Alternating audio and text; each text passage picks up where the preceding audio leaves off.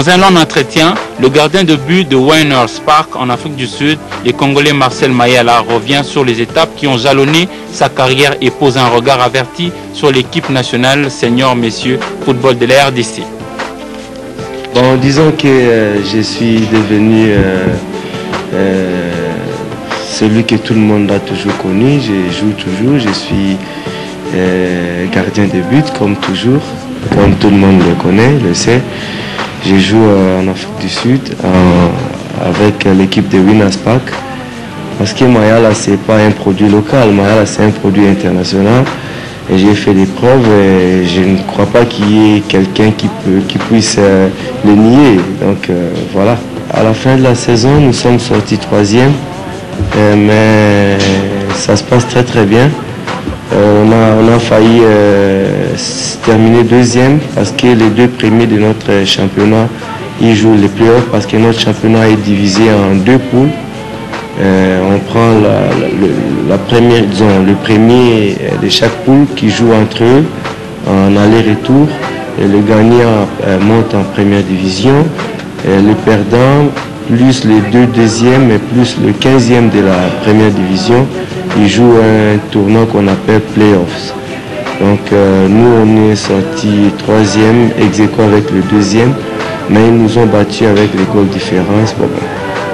Mais bon, ça va, nous avons fait un bon championnat, mais on tentera de faire mieux la saison prochaine. Donc disons que nous avons des jeunes qui sont talentueux, c'est sûr, personne ne peut le nier, mais comme je l'ai toujours dit, on ne peut pas brûler les étapes. C'est pas que tu dors aujourd'hui et tu te réveilles demain, tu te dis que tu es au sommet, non. Il y a des talents, mais qui ont besoin d'un bon encadrement, de travailler encore beaucoup plus pour arriver à un niveau très élevé. Donc le talent seul ne suffit pas, il faut une préparation, il faut du temps pour arriver à un niveau vraiment international ou de haut niveau, quoi. Alors disons que le Congo, nous sommes un pays, un grand pays de football, mais cela ne nous donne pas une qualification directe. Comme je l'ai toujours dit, si tout le monde se met ensemble, on prépare très très bien l'équipe, il y a des talents, et puis que tout le monde ait le même esprit, et je crois que nous sommes capables de le faire, parce que déjà là, nous sommes premiers de notre poule, et nous avons 2 matchs à jouer déjà, qui restent. Et je ne pense pas qu'il y ait, à moins qu'il y ait des problèmes au sein de l'équipe que nous ne souhaitons pas. Nous ne voulons pas qu'il y ait des problèmes comme les années antérieures. Mais j'ai la foi avec les talents et l'organisation que nous pouvons être capables de nous qualifier. À moins que nous croisons les bras et puis voilà.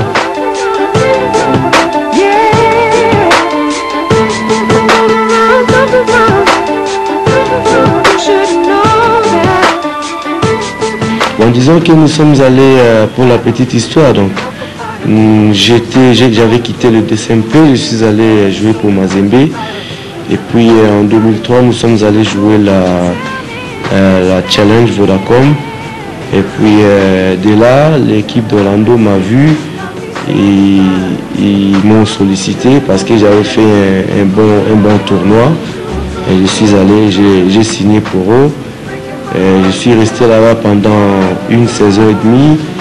Et après ça, j'ai quitté, je suis allé au Vietnam. Et bon, tout tourne autour de la forme que vous avez et puis le besoin de l'équipe.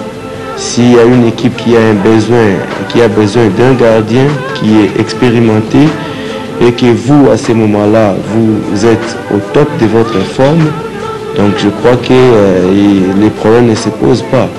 Moi, je ne pense pas qu'il y a toujours un problème de transfert des gardiens, mais c'est normalement un problème de besoin Si une équipe a besoin d'un gardien, en ce moment-là, si vous êtes en forme, le problème ne se posera pas. Mais moi, je dis qu'on a toujours su d'où on vient et où on est. L'avenir, on ne peut pas le prédire. Il n'y a que Dieu qui connaît notre avenir. Mais quant à moi, je suis encore en Afrique du Sud. S'il y a des possibilités de quitter l'Afrique du Sud, d'aller ailleurs, je le ferai. Revenir au pays pour jouer pour l'un de nos clubs, je n'ai pas ça en tête pour l'instant. Mais comme je l'ai dit tantôt, l'avenir, on ne le sait pas. Non, ça peut toujours arriver. Ça, c'est mon pays. Je n'ai tué personne. J'ai l'amour de mon pays. Je peux toujours revenir pour jouer. L'équipe nationale, là où je joue, je suis performant. Je ne viens pas parce qu'on ne m'a pas appelé. On ne m'a pas appelé parce que peut-être on n'a pas des informations sur moi. Mais je suis prêt à servir mon pays comme ça a toujours été le cas. Et je crois que je ne décevrai personne. Je ferai de mon mieux pour honorer les couleurs de la nation et puis apporter ma pierre à l'avancement, au succès de l'équipe nationale. Voilà. En disant que le message, c'est je remercie tout le monde qui me soutient toujours de près ou de loin, parce que même si je ne suis pas au pays, on est toujours en contact avec le pays, avec les amis, les frères et tout. Donc je les remercie et qu'ils ne se découragent pas, qu'ils continuent à me soutenir. Pour les supporters, ils doivent savoir que dans un match de football, il y a trois résultats. Soit vous gagnez, vous faites un match nul ou vous perdez. Donc il n'y a pas à se décourager. Si vous perdez aujourd'hui, vous faites un effort pour gagner le prochain match. C'est ça la loi du football. Il doit y avoir un gagnant et un perdant. Ou soit il doit y avoir un match nul. Moi d'ailleurs, je félicite les dirigeants congolais. Ils font sortir de l'argent de leur propre poche pour aider les équipes, pour aider les jeunes, chose qui ne se fait pas ailleurs. Il y a des équipes qui ont toujours des sponsors, les dirigeants ne dépensent rien, ils ne font que diriger.